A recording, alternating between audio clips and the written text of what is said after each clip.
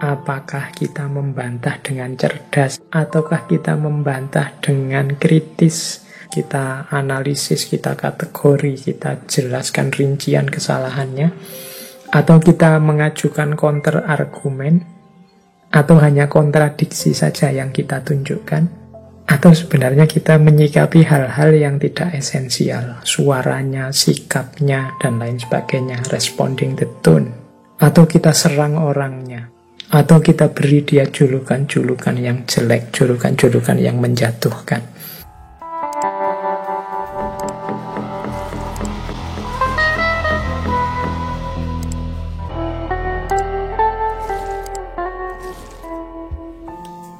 Membantah atau menyampaikan ketidaksetujuan dengan baik dalam perdebatan adalah keterampilan yang sangat penting untuk memastikan bahwa pertukaran ide tetap dapat berlangsung konstruktif dan bermanfaat. Mengingat tujuan utama debat adalah untuk meningkatkan pemahaman bersama dalam mencari dan mencapai kebenaran, maka memahami prinsip-prinsip etika debat adalah sangat penting untuk menjaga keberlangsungan dan kualitas dari sebuah perdebatan yang produktif. Berhubungan dengan etiket debat, ini ada teori namanya hierarchy of disagreement. Hierarchy of disagreement itu tingkatan ketidaksetujuan. Jadi cara kita membantah orang ini ada hierarkinya. Ini gambarnya dalam bentuk segitiga. Yang paling bawah itu kalau bisa jangan. Jadi sama sekali jangan. Semakin ke atas tambah baik, tambah baik, tambah baik, tambah baik. Yang paling baik, yang paling atas. Jadi kalau bisa kita ungkapan ketidaksetujuan kita kepada orang itu gayanya gaya yang paling atas. Jangan gaya yang bawah-bawahnya. Meskipun ini ranking, yang paling jelek yang paling bawah. Naik satu level lagi atasnya, naik satu level lagi atasnya. Ini cara membaca gambar segitiga itu. Teori ini namanya hierarchy of disagreement. Yang punya teori namanya Paul Graham. Nah, apa yang jangan saya baca dari bawah ya. Ini yang paling terlarang dilakukan ketika kita tidak setuju. Tapi ada orang yang begini. Yang pertama apa? Name calling. Name calling ini memberi panggilan-panggilan menjatuhkan. Jadi, dasar engkau bajingan. Ini jangan. Pendapatmu itu, kamu itu orang rusak kok. Ini name calling. Jadi memberi, kalau bahasanya Al-Quran itu tanah bazu bil alqa, memberi gelar-gelar yang jelek, yang merusak. Kadrun, cebong. Kemarin ya waktu pemilu ada penggelaran seperti itu. Itu hierarki paling bawah dari ketidaksetujuan. Ini yang paling bahasa kasare paling tidak beradab. Nah, itu yang pertama. Kalau bisa janganlah ya yang paling bawah, nanti hanya akan melahirkan masalah-masalah. Naik satu level lagi, yaitu ad hominem. Ad hominem ini tidak memberi gelar-gelar yang jelek sih, tapi menyerang karakternya. Jadi menyerang orangnya. Kamu itu males kuliah saja, berani-beraninya usul macam-macam. Ini ad hominem. Jadi yang diserang kejelekan-kejelekan orangnya, bukan isi argumennya, bukan isi pernyataannya. Wong selama ini ndak pernah baca buku aja, ndak pernah ikut ngaji aja, ikut-ikutan diskusi. Itu ad hominem sudah, menyerang orangnya. Hati-hati. Ini juga level rendah, meskipun lebih baik sedikit dibandingkan tadi yang memberi gelar-gelar yang jelek. Itu ya. Yo kalau bisa ndak usah lah ya ad hominem menyerang orangnya. Kalau kan ada peribahasa yang populer sekali itu kan, unzur makola wala tanzur mangkola.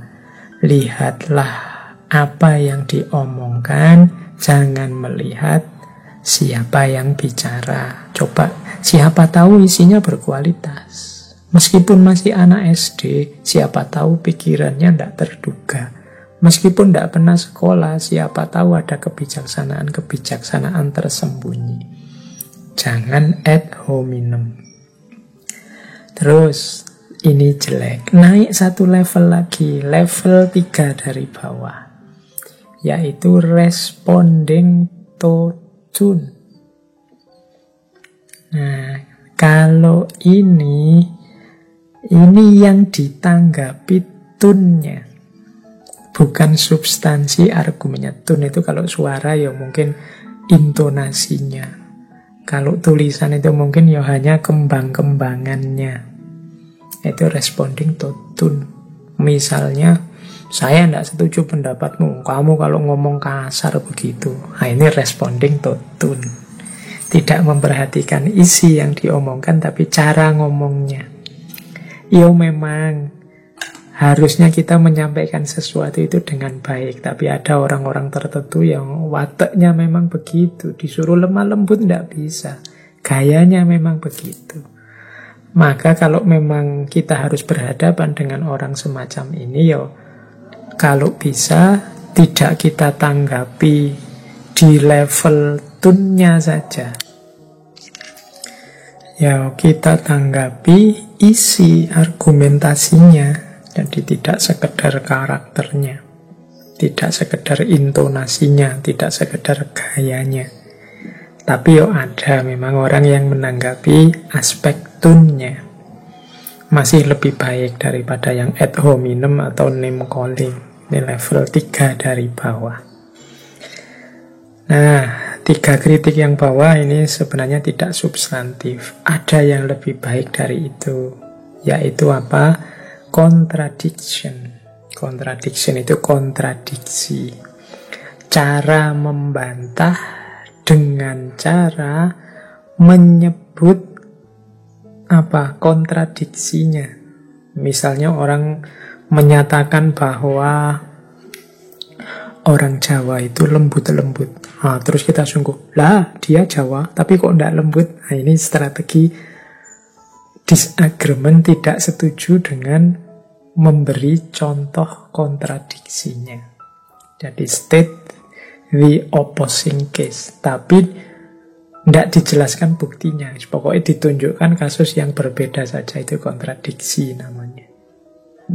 Ada orang bilang Barat itu anti Tuhan, sekuler. Nah, terus kita tunjuk, loh tetangga saya ini yang Barat ini religius sekali loh. Nah, ini namanya kontradiksi. Jadi strategi membantah dengan cara menunjukkan case yang berbeda dengan tanpa diuraikan alasannya mengapa. Pokoknya ada dia ngomong apa, tak tunjukkan fakta kebalikannya. Nah, ini namanya kontradiksi. Ini mudah kan, kadang-kadang cara membantah paling mudah itu kan dicari fakta yang berlawanan. Makanya tadi ketika saya memberi tip atau strategi prinsip untuk aman itu jangan disebut semuanya, sebut saja sebagian besar dan lain sebagainya. Karena untuk menghindari diserang secara kontradiksi tadi. Nah, naik satu level lagi dari kontradiksi, ada namanya counter argumen. Kalau ini tidak sekedar menunjukkan kasus yang berlawanan, tapi juga memberikan alasannya. Jadi tetangga saya ini meskipun Barat, lahir di Eropa tapi sangat religius karena dia bla bla bla bla. Nah, ini ada argumennya. Terus kita simpulkan ini menunjukkan bahwa tidak semua orang Barat itu ateis, tidak semua orang Barat itu suka free sex misalnya. Nah, ini counter argumen plus, jadi tadi menunjukkan kontradiksi dengan penjelasan-penjelasan. Jadi kalau tadi yang kontradiksi itu kan hanya menunjukkan fakta yang berlawanan. Ini kalau counter argumen ini tidak cuma fakta yang berlawanan, tapi diberikan alasan-alasannya. Mengapa tidak boleh kita generalkan, misalnya semua orang Barat itu ateis misalnya, atau semua orang Yahudi itu jahat, atau semua orang Amerika itu licik misalnya. Ya, kita berikan argumen-argumennya, juga fakta-fakta yang berlawanan. Ini namanya counter argumen. Nah, ada lagi yang levelnya lebih tinggi dari itu, yaitu refutation. Jadi refutation itu ketika ada orang membuat satu pernyataan, kita analisis pernyataan itu, kemudian kita tunjukkan kesalahan-kesalahannya di mana dan mengapa itu salah. Biasanya using quote, dengan memberi rujukan-rujukan. Ini misalnya kalau ada tadi pernyataan semua orang Eropa itu tidak beragama atau ateis. Nah, kalau refutation ini diurai, dianalisis. Ini orang ini, pernyataan ini argumennya apa sih? Oh, kalau argumennya ini dia kesalahannya di sini, kelirunya di sini, kurangnya di sini. Kemudian kalau menurut buku ini, kalau menurut penjelasan ini pandangan ini salah. Kalau berdasarkan pandangannya tokoh ini, pandangan tadi salah. Nah, ini refutation. Jadi menguraikan kesalahan-kesalahan, menjelaskannya, kemudian merujuk kebenaran-kebenaran dari yang semula salah. Benarnya ini loh, mengikuti tokoh ini, yang benar itu ini, dan seterusnya. Itu namanya refutation. Nah, yang paling tinggi adalah refuting the central point. Jadi refuting the central point ini lebih fokus daripada sekedar refutation. Jadi kalau refuting the central point, yang posisi paling tinggi itu explicitly refute the central point. Jadi gagasan utamanya apa sih? Tidak sekedar pernyataannya. Ini maksud intinya apa? Baru terus dibantah. Kalau refutation tadi kan pokoknya ada pernyataan, diurai, digali. Tapi kalau refuting the central point, tidak kesusu diurai, tapi didalami dulu maksudnya apa. Baru dibantah. Oh, maksud dari pernyataan ini adalah ingin menunjukkan bahwa Timur itu tidak selalu inferior. Tidak ada urusan dengan urusan agama sebenarnya. Ini refuting the central point. Oh, ini sebenarnya ingin menunjukkan bahwa budaya Barat itu bukan budaya yang seragam. Berarti ini urusannya keragaman budaya. Dan seterusnya, ini namanya refuting the central point. Jadi tidak kesusu dibantah pernyataan-pernyataan itu, dijelaskan kesalahannya di mana, tapi digali dulu ini maksudnya apa. Nah, maksud inilah nanti yang dibantah. Jadi yang dikritik, seperti refutation. Kalau refutation itu hanya dilihat paparannya kemudian dibantah, tapi yang paling tinggi dicek dulu, ini maksudnya apa, baru kemudian dibantah. Nah, ini cara paling tinggi. Ini yang disebut hierarchy of disagreement. Kita itu kalau tidak setuju kemudian ingin membantah orang, ada di mana kira-kira cara kita membantah?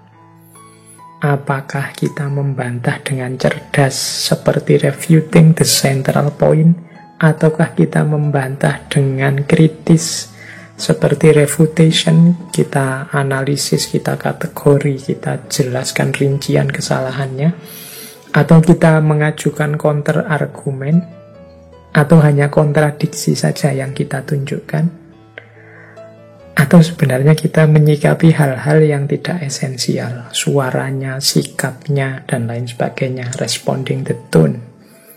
Atau kita serang orangnya ad hominem. Atau kita beri dia julukan-julukan yang jelek, julukan-julukan yang menjatuhkan. Name calling. Nah, kita ada di mana? Diskusi yang sehat harusnya arahnya yang ke atas. Kalau mungkin teman-teman tiba-tiba besok atau kapan jadi moderator atau fasilitator diskusi, coba perhatikan isi diskusinya, cara berbantah-bantahannya ada di level mana. Usahakan teman-teman yang jadi moderator menggiring diskusi agar semakin ke atas. Jangan ada yang ada di bawah. Ya minimal kontradiksi lah, atau kalau enggak counter argumen. Syukur-syukur bisa refutation atau refuting the central point. Kalau tidak, jangan sampai responding to tune, jangan sampai ad hominem, jangan sampai name calling. Biasanya kalau tiga yang bawah ini lahirnya konflik, lahirnya masalah yang baru. Jadi masalah yang lama tidak terselesaikan, tapi masalah yang baru akan lahir karena orang memberi gelar, memberi panggilan, atau merusak reputasi dengan ad hominem, atau mengomentari hal yang tidak penting, mungkin intonasi suaranya, atau mungkin sikapnya yang kasar, dan lain sebagainya. Oke, saya akhiri. Kurang lebihnya mohon maaf. Wallahul muwafiq, wallahu a'lamu bissawab. Wassalamualaikum warahmatullahi wabarakatuh.